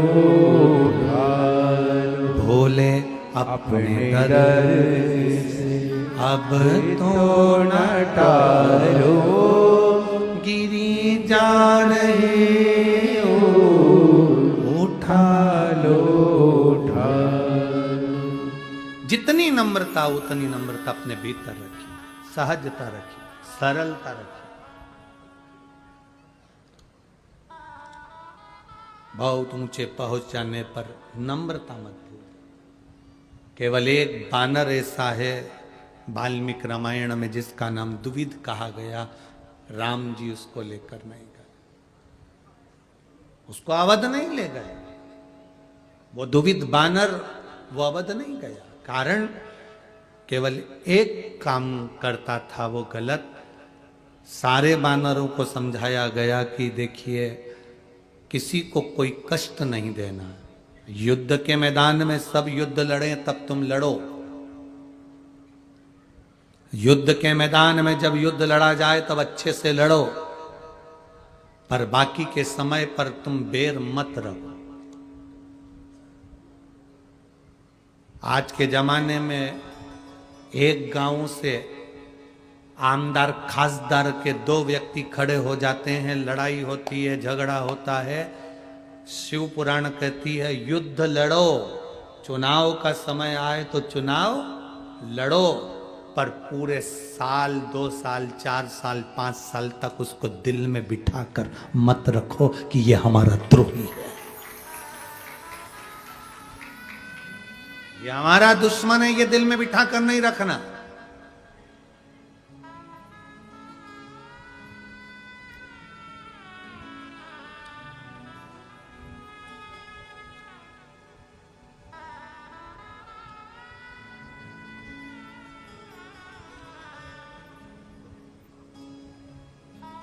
बैर नहीं रखना। कई लोग ऐसे हैं, एक बार अगर किसी चुनाव लड़ते हैं, हार जाते हैं या जीत जाते हैं, तो एक दूसरे से बैर रख लेते हैं। इसके आदमी ने मेरे साथ काम किया था, इसके 5 आदमी बहुत आगे बढ़कर काम कर रहे थे, इनको सल्टाना, इनको ये करना। अरे भाई क्या बैर रखना। राम जी महाराज एक दुविध नाम के बानर को लेकर नहीं गए, बाकी सबको ले गए, कारण केवल एक था, युद्ध के मैदान में बैर करो, युद्ध के मैदान में युद्ध लड़ो, युद्ध के मैदान में तुम द्रोही बन जाओ, एक दूसरे को नष्ट कर दो, चलेगा। और युद्ध के मैदान से हटकर अगर तुम हरकत करोगे तो वो श्रेष्ठ नहीं है, उसमें श्रेष्ठता नहीं है।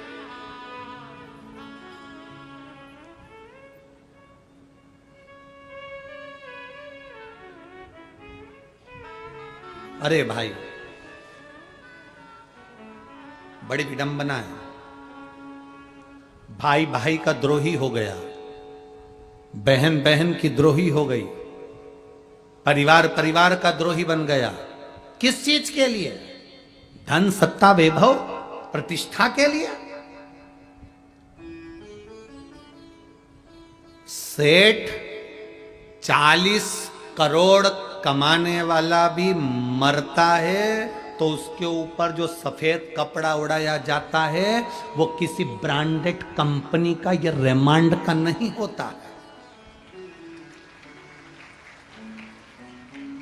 घर के लोग रोने में लगे रहते हैं, मोहल्ले के लोग तैयारी में लगे रहते हैं, और परिवार वालों से कह दिया जाता है उस दुकान पे चले जाओ और कपड़ा लिया, और कपड़े की दुकान पे से कपड़ा लाया जाता है, उसकी तो घड़ी भी नहीं बनाई जाती, ऐसे ही मरोड़ के दे दिया जाता है। और बिना नाप के अभी तक जितने कपड़े लेकर आए, double axle, 1 axle, triple axle, ये एक्सल, 42 नंबर, 10 नंबर, 15 नंबर, ऐसे लाए। अब बिना नंबर के, बिना एक्सल के, वहां तो बस गए, कहा मुर्दे के लिए कफन दे दो, और कफन का कोई नाप नहीं, नपा नपाया है, दे दिया, ले जाओ, उड़ा दिया। कितनी सत्ता में जी रहे हो, कितने अहंकार में जी रहे हो, मेरा धन, मेरा वैभव, मेरी प्रतिष्ठा, मैं नहीं बोलूंगा, मैं नहीं चलूंगा, मैं नहीं करूंगा, मैं नहीं जाऊंगा, मैं नहीं आऊंगा। एक दिन मरकर शमशान चले गए, राख पड़ी रही, हड्डियां उठा के नदी में फेंक दी गई। 13 दिन बाद बामन जीन लिए, फोटो इतना बड़ा चढ़ गया दीवाल पे, और प्लास्टिक के फूल की माला टंग गई। अब श्राद्ध में नीचे फोटो को उतारा, कंडा जलाया, घी शक्कर छोड़ के धूप लगा के पूड़ी चिपका दी। बस इतनी जिंदगी है। प्रेम रखिए, वात्सल्यता रखिए, स्नेह रखिए, स्नेह।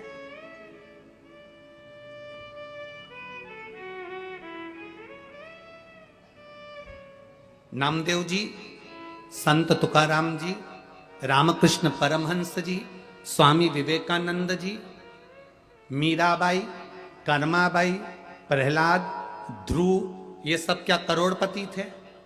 भक्त थे। इस भारत की भूमि पर चौराहे पर किसी करोड़पति की मूर्ति नहीं लगती है। तुम्हारे महाराष्ट्र में लगती हो तो बात दूसरी है। किसी चौराहे पर भारत की भूमि पर किसी करोड़पति की मूर्ति नहीं लगती है। कोई अच्छे से अच्छा पैसे वाला भी मर जाए तो उसकी मूर्ति चौराहे पर नहीं लगती है। चौराहे पर उसकी मूर्ति लगती है जिसने दुनिया के लिए कुछ किया होता है और दुनिया की आंख के आंसू पोछे होते हैं।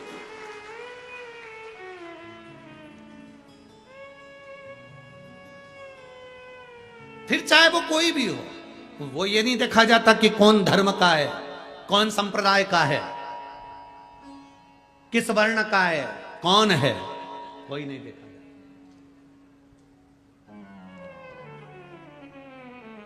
फिर वो नहीं देखते। वहां तो ये देखा जाता है कि इसने किया क्या है। कुछ अच्छा कर्म करा जिंदगी में, मानव का शरीर मिला था, जोड़ा जोड़ा जोड़ा जोड़ा, आखिरी में छोड़ा, पड़े दिए, मर गए, चले गए, 13 बामन जीम लिए, पूड़ी सब्जी मिल गई, लोटा चटाई आसन मिला, सब चले गए, पेट पे हाथ फेरा, सब गए, कौन याद करे। यहाँ तो एक शास्त्र कहता है, 13 दिन याद करे, क्यों रे नर सुमिरन क्यों नहीं करे।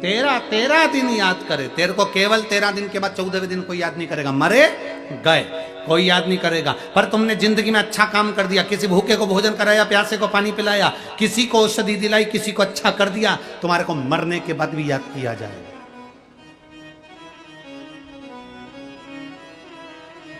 मरने के बाद भी याद किया जाएगा। क्यों? आज लोग कह देते सियोर वाले महाराज को लोग याद करते, क्यों याद करते? सियोर वाला महाराज आके आपको करोड़ों रुपए दे दिए क्या?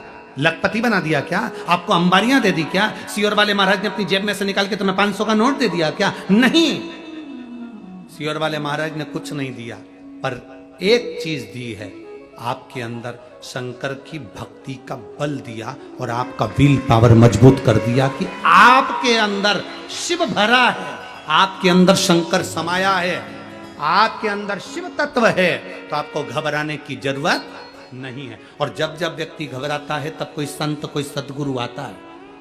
नामदेव जी महाराज को जब ओंडा नागनाथ के मंदिर से बाहर फेंका गया, तब गुरु नानक देव जी ने आकर उनको बल प्रदान करा। तुम में बल है नामदेव, भगवान का भजन करो तो मंदिर का गेट भी बदल जाएगा। बदला। गुरु नानक देव जी के कहने पर नामदेव जी ने जो भजन करा तो मंदिर का गेट बदल गया। एक संत, एक सदगुरु मार्ग दिखाने का काम करता, और वो मार्ग यदि तुम्हारे भीतर समाहित हो गया तो फिर तुम भटकोगे नहीं। तुम्हें मालूम है, जैसे वो बहन कह रही कैंसर हो गया और बाबा से विनती करी कि संभालना। एक पत्र है, एक व्यक्ति के हार्ट के अंदर, दिल के अंदर छेद हो गया, छाला हो गया। ये मेरा नाम विनायक बारकू सूर्यवंशी है, मैं नासिक से आया हूं। मेरा मोबाइल नंबर ये है, कहीं बैठे हो तो हाथ हिला सकते हैं, कहीं बैठे हो तो हाथ हिला सकते हैं। मेरा नाम विनायक बारकू सूर्यवंशी है, मैं नासिक से आया हूं, मेरा मोबाइल नंबर ये है। दिख गए? हाथ हिला दो एक बार ऐसा। नासिक से आया हूं। मेरे महादेव का मैं क्या वर्णन करूं गुरुदेव। मेरी छाती में जलन होती थी, मैं समझता कि एसिडिटी हो रही है, जांच नहीं करवाई। जब जांच कराने पर मालूम पड़ा कि मेरी छाती के अंदर छाले छाले हो गए। मेरे हार्ट के अंदर जब छाले हो गए, डॉक्टर के हिसाब से बड़ी बीमारी के चांस थे। तब मुझे हॉस्पिटल में ले जाकर डाला गया और बहुत इलाज चलता रहा। मेरे परिवार के लोगों ने मुझे एक बेलपत्री और शिव जी पे चढ़ा हुआ जल देना प्रारंभ करा। मैं बाबा की कृपा से ठीक हुआ, इसलिए 5 कथा सुनने का मैंने नियम बनाया और मैं यहाँ कथा सुन रहा हूँ। एक बार हाथ हिला दीजिए ऐसा। श्री शिवाय नमस्तुभ्यं। बाबा की कृपा का मैं क्या गुणगान करूं। मेरे बाबा मुझे कथा श्रवण करा रहे हैं और मैं बाबा की कृपा से सुन रहा हूं। बैठिए बाबू। श्री शिवाय नमस्तुभ्यं। शिव तत्व इसी को कहा, ओघड़ी इसी को कहा। आपके भीतर का भरोसा जागृत करिए, आपके अंदर का बल जागृत करिए कि आप साधारण नहीं हो।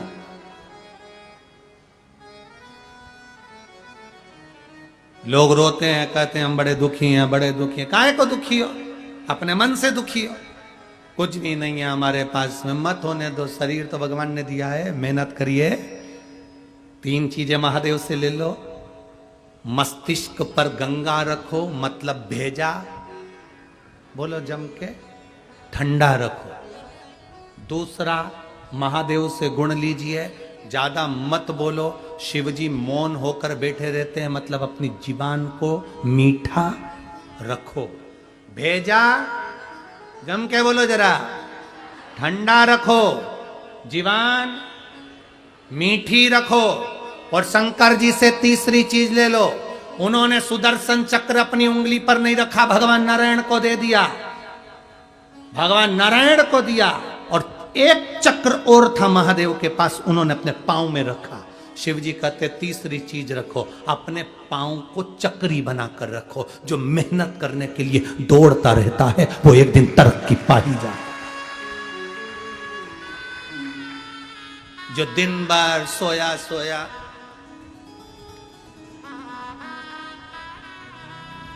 उसके पांव में चक्री नहीं है,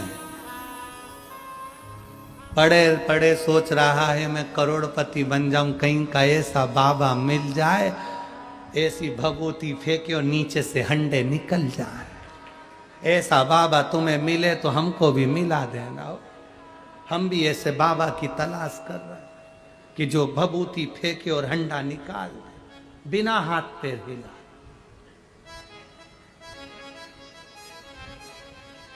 तीन चीजें महादेव से ले लो। पहला, जम के बोलो जरा, भेजा मस्तिष्क ठंडा रखो।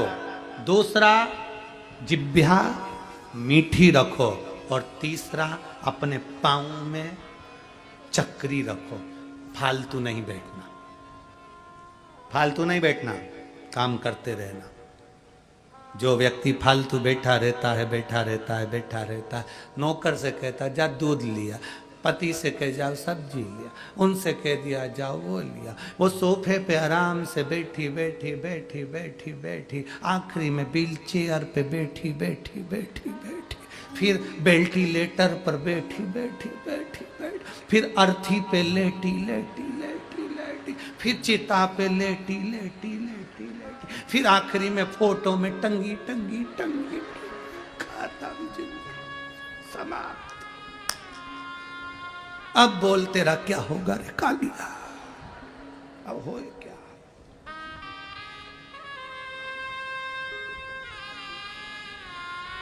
तीन चीजें सीख लो शंकर से। शिव जी जहर ला कर दिया तो भी खुश थे। सती पत्नी मर गई चली गई तो भी खुश थे। बेटे का शीश कटा तो भी खुश थे। परिवार में रहो, खुश होकर रहो। 10,000 भी कमाओ तो प्रसन्नता से खाओ। छोटा सा काम करने वाला, सब्जी का ठेला लगाने वाला, फल का ठेला लगाने वाला, दूसरे के यहाँ काम करने वाली, झाड़ू पोछा करने वाली, वो बाई जो झाड़ू पोछा भी करती है, वो मांग में सिंदूर भर के ऐसी टिप टाप होकर बड़े आनंद में रहती है। और तुम्हारे पास में करोड़ों का धन और सुबह से उठती है तो आंख से आंसू बहा बहा कर रोती है। वो पोछे वाली भी कहती है कि मैं 10,000 कमाती हूं तो दिल से जिंदगी जीती है। बर्तन मांजती हूं पर दिल से जिंदगी जीती हूं। वो बर्तन मांजने वाली को तुम अपने घर का बेकार फ्रिज में पड़ा हुआ सामान देती हो और कहती हो खा लेना, वो नहीं खाती, उठा के नली में डाली आती, वो खाएगी। जो कुरकुरे और वेपर्स खाए वो खाए, वो नहीं खाती। भले 5,000 रुपए महीना कमाती पर जिंदगी खुश से जीती है। और एक तुम सुबह से शाम तक रो रो के मरे जा रहे, मरे जा। 2 रुपये भी कमाओ तो जिंदगी में खुश होकर खाओ। इतनी अलमस्ती में खाओ कि अपना जीवन आनंदमय जियो। आनंद। दुवित नाम का वो बानर, राम जी उसको अवध नहीं लेकर गए, उसका केवल एक कारण था, युद्ध लड़े चल जाएगा, युद्ध के मैदान में दुश्मनी पाले चल जाएगा, पर अलग से दुश्मनी मत पाले।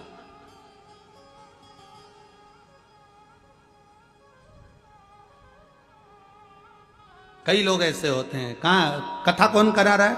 जायसवाल जी? नहीं, हमारी तो उनसे बनती नहीं, हम कथा में नहीं जाएंगे। मत जा, आओ तो वेलकम, ना आओ तो भीड़ कम। उसमें क्या दिक्कत, उसमें क्या तकलीफ? हे भाई, भजन कौन करवा रहा है? उस पार्टी का है। अरे भजन तो हो रहा है ना, पार्टी कोई सी भी हो।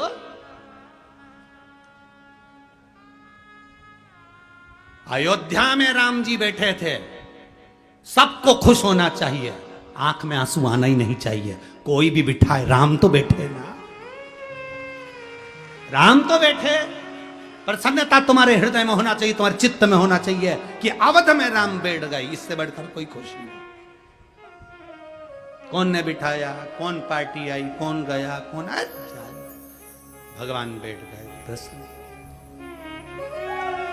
दुवित नाम का बानर की गलती एक थी कि वो रात्रि में चले जाता था लंका में, उपद्रव मचाता था। शंकर जी की कोई भजन करता था रावण, तो उनकी भजन में दखल उत्पन्न, उसमें कुछ खलबली उत्पन्न करता था। ये बात राम जी को मालूम पड़ गई। विभीषण ने बता दिया अपने यहाँ का कोई बंदर रात्रि को जाता है। विभीषण, भगवान रावण जब शंकर जी की आराधना कर रहा है तो उसमें दुविधा उत्पन्न कर रहा है, उसमें तकलीफ दे रहा है, उसमें कष्ट दे रहा है। राम जी ने पता करवाया कौन बानर है, ध्यान लगाकर स्मरण किया तो मालूम पड़ा। जामवंत ने कहा एक दुविध नाम का बानर है जो उपद्रव मचाता है, रात्रि को जाता है और विघ्न डालता है। रावण उसके कारण तकलीफ में है। रावण ने पत्र लिखकर भेजा राम जी के पास में, राम जी, राघव जी, आज तक युद्ध लड़ा जाता है तो युद्ध के मैदान में लड़ा जाता है, और युद्ध के मैदान में युद्ध होने के बाद सब अपने अपने पंडाल में, अपने अपने टेंट में चले जाते हैं, फिर कोई आक्रमण नहीं होता।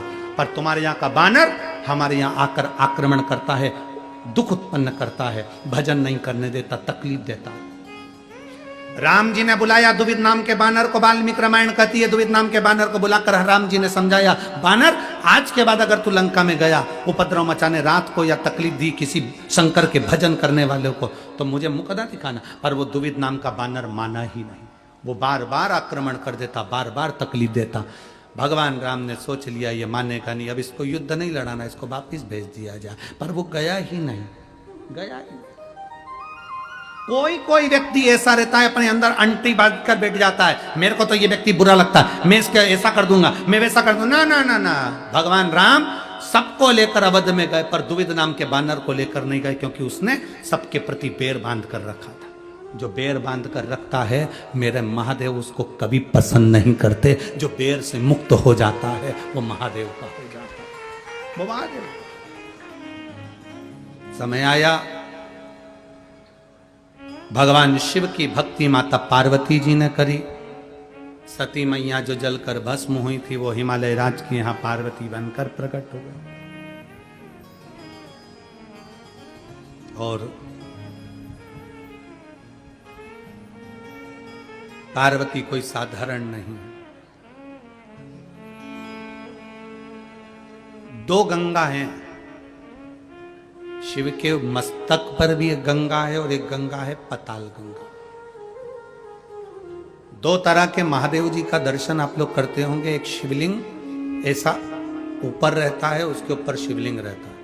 एक शिवलिंग बिल्कुल चपटा, एकदम फ्लैट, एकदम ऐसा रहेगा, जमीन पर एकदम लगा रहेगा।